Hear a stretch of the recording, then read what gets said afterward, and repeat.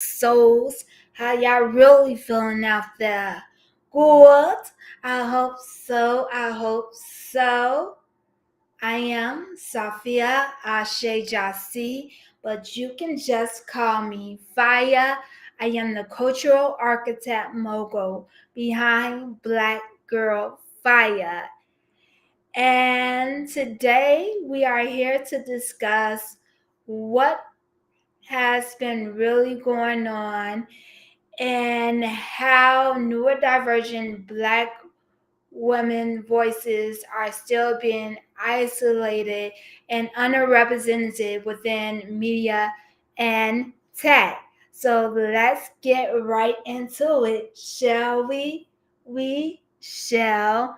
So, welcome again, rebels and cosmic voyagers, to our sanctuary of metamorphosis. Before we embark on our journey, let us heed the words of Malcolm X, who declared Black women as the most disrespected people in America. As we echo his sentiments, we confront the harsh realities faced by neurodivergent Black women who bear the burden of neglect and invisibility in our society. And I just want to mention Issa Rae. I'm so proud of her. She is a genius. She have made groundbreaking work, and I really appreciate her bringing more authentic representation of Black people within media. But within her first YouTube web series, Awkward Black Girl, I really think the word Awkward Black Girl really refers to neurodivergent Black women.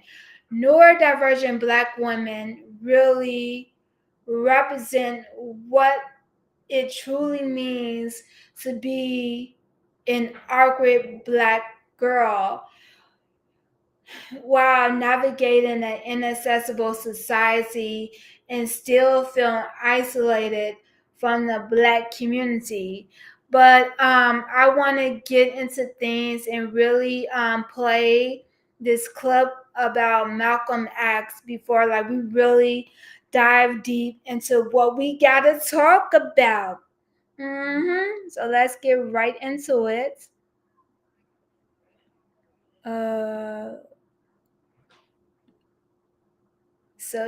So person in America is the most disrespected person in America is the Black woman. The most unprotected person in America is the Black woman. The most neglected person in America is the Black woman.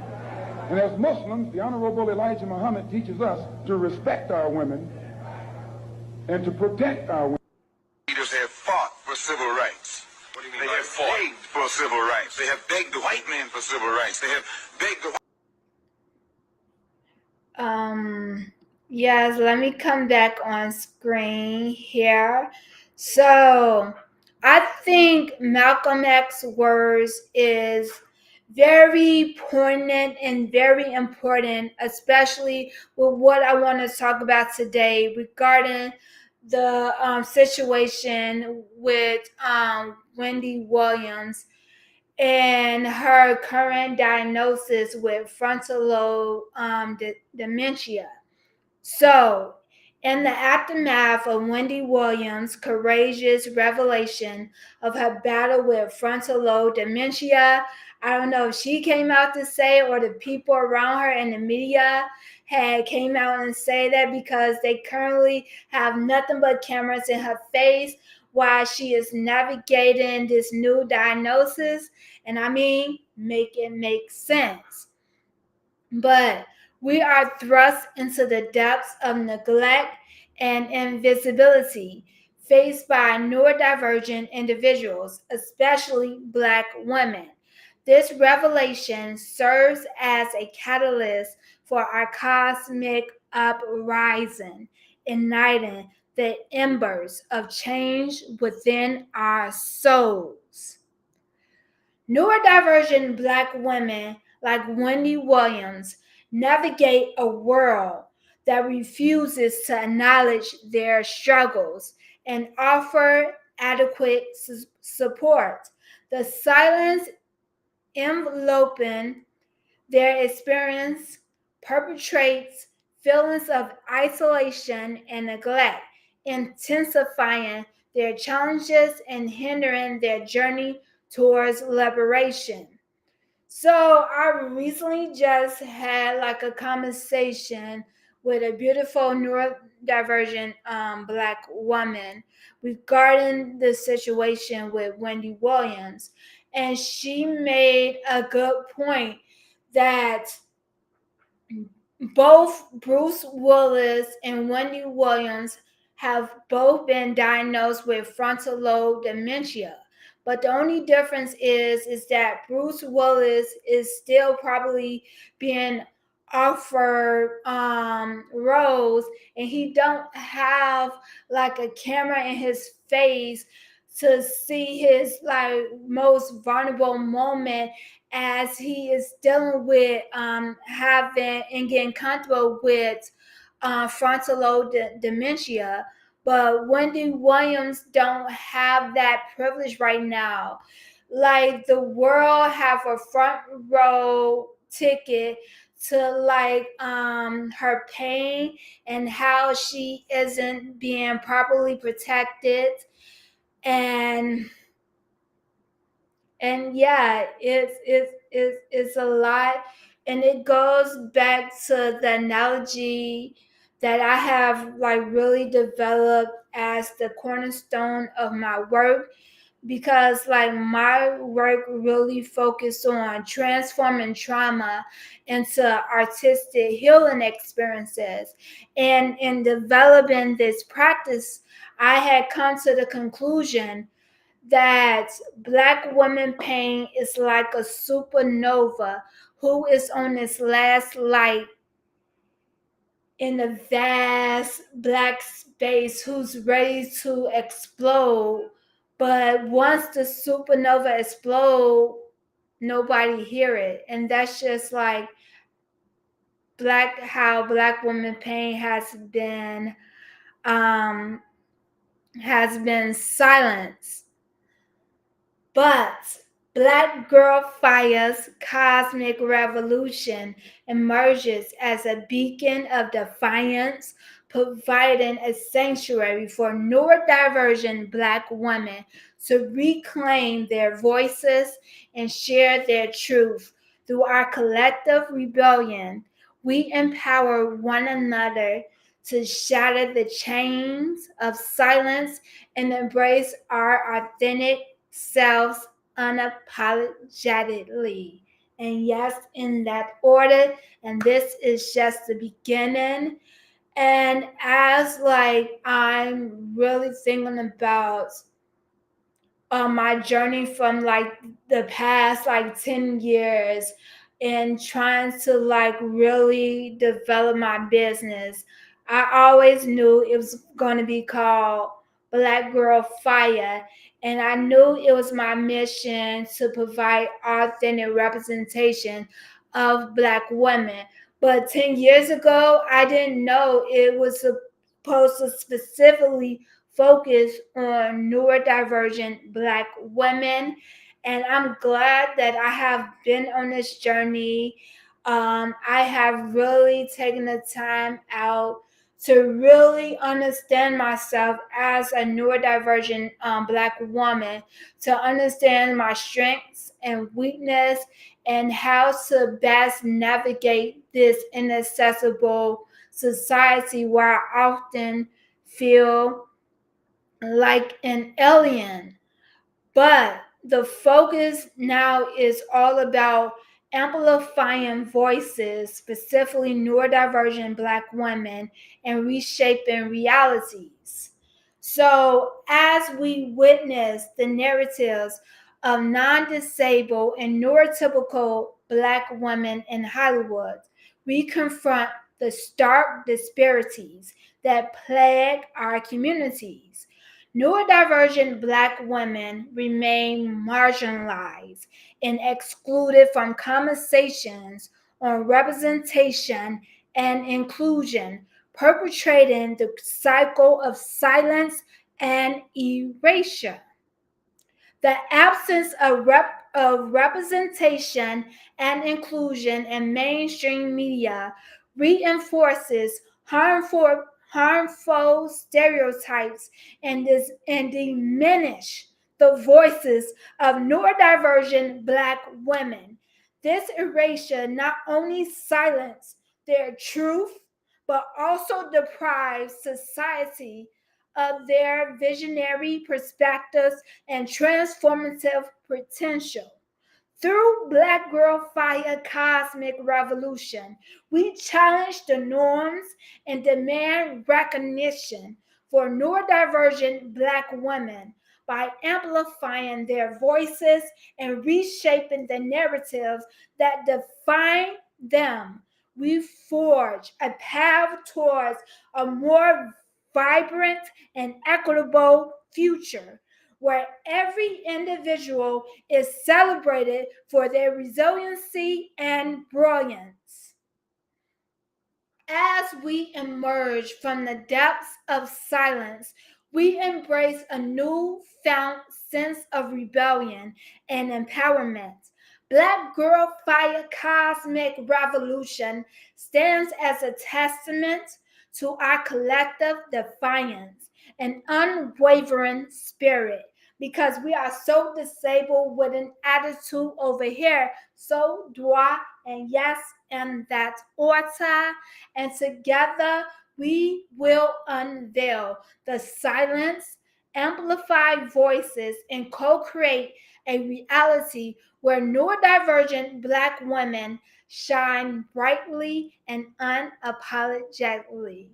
And now I want to take like a moment and play like another video that I think is very important in this mission regarding some like conversations that went on earlier during the Taraji and the Color Purple press tour. And I feel like it really hits home with this conversation. So yeah. So I want to play a video that I found on TikTok with Vivica A. Fox talking about the aftermath of the backlash that she had received about her statement regarding the situation with like Taraji. And I think it was crazy that she received like all of this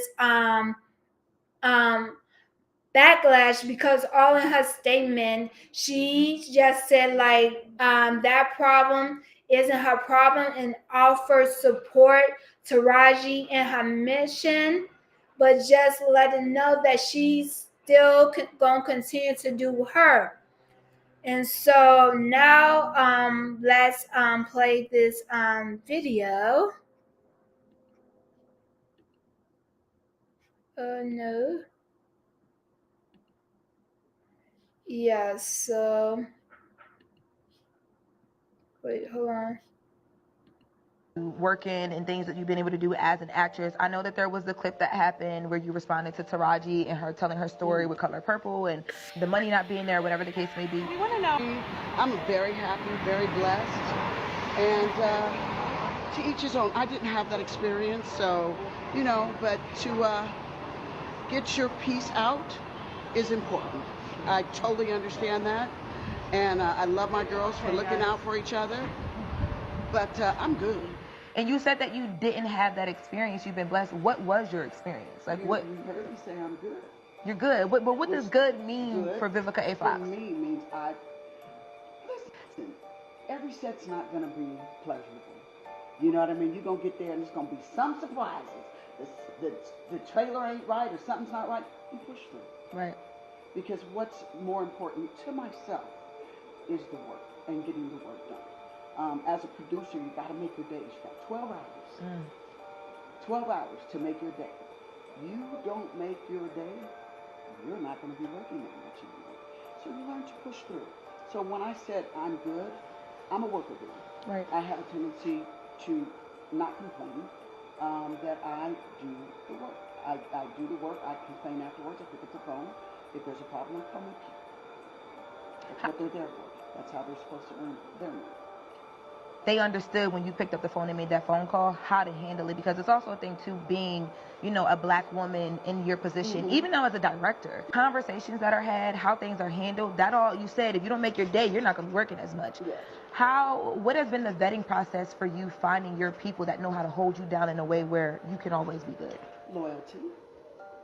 That when I call them, they don't think that I'm complaining. They know, oh my God, if she's calling me, something must be wrong. Right. They know that I am such a worker bee that 9 times out of 10, you're not going to hear me complaining until the project's over, that when we go out to celebrate that it's over, that I'm like, girl, girl, you know. So they know that if I call them, that something really must be wrong. And I try to call them when I can calm down, because That's important. I think that, you know, sometimes I know that when you're a woman and you complain, then it's attached to that. Or you're emotional.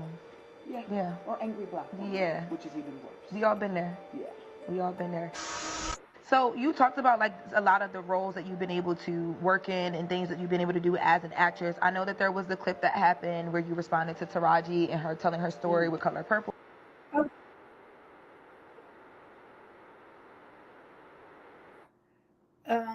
So yeah, and I just want to I just want to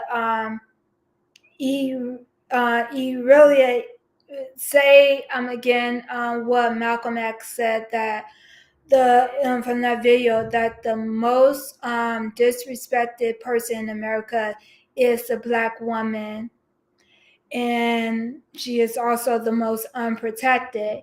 And as we seen in Vivica A. Fox response after the backlash, and it was more so of a sense of like how she have to silence herself, and then she don't have to complain, because like how people have the tendency to treat black women when we are voicing our concerns, because like within just like if we have a facial expression, people automatically think like we have an attitude, and most of the case, like that's not the case. Like what we trying to get answers, we trying to get clarification on a situation when we trying to express ourselves. And I know for me, I've been in numerous of these situations, but Vivica A. Fox shouldn't have to feel the needs of violence and to work because how people might perceive her, and that's a problem. And this is why a lot of time like Monique get a lot of like backlash, and she is a loudmouth and she's going to speak up every time, and I appreciate that of her, because if something not right, Monique is going to say that. And it's just sad to me, and it breaks my heart that a lot of black women hold their tongue or they silence themselves because how people perceive us. And like I talked about my last video, a lot of time there is 3 different types of category that a black woman can fall into within the work environment, no matter what industry it is. Where you have someone like Dr. Bailey, who, may she rest in peace, where like She tried her best to get answers to rectify the situation. She emailed people about what was going on with the bullying that she was receiving in the workplace, and yet no one did nothing, which led to her demise. And then you have someone like Tracy Chapman, who is seen as humble. And when we really think about the word humble, that means to think of yourself as less than. And I know Tracy Chapman is brilliant. She is amazing. She's a pure heart, and she is that chick, and she is not less than anything. But a lot of times we have to be quiet and just wait for our turn while we are slowly down on the inside, because we are not receiving the proper recognition that we know we are owed. And with Tracy Chapman performing at the Grammys, and how like I can see her eye that she wants to cry tears of joy to get that welcomeness and that recognition. And this is why I'm so thankful for Luke Combs, because he showed her nothing but appreciative and respect on that stage, and made it all about her, because he understands Black women plight as a white man, and I truly appreciate that.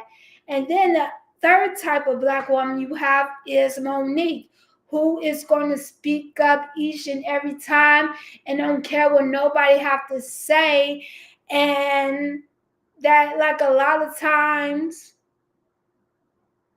receive backlash, but then too you gotta have thick skin, because how society treat Black women, regardless if we allow mouth or we silence, society is going to try to find a problem with us regardless.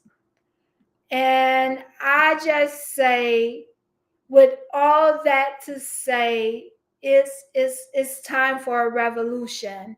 And here at Black Girl Fire Cosmic Revolution, that's all we're talking about: revolution, about institutional and systematic change. Because like I cannot, for the life of me, I cannot continue to live life like this. This is the main reason why I refuse to have any children. I cannot bring life in a society that's dysfunctional, that's corrupted. I just can't do it. And it is my life mission to create institutional and systematic change, and I am doing that by pioneering the world's first neurodivergent focused social media production company. And you can join us in our cosmic uprising by becoming a co-conspirator of change. Explore our Patreon channel to discover how you can support our mission and amplify the voices of neurodivergent Black women in media and tech. Together, let us redefine the boundaries of possibility and shape a future where all voices are heard and honored. And yes, in that order. And see you on the other side, the cosmic side.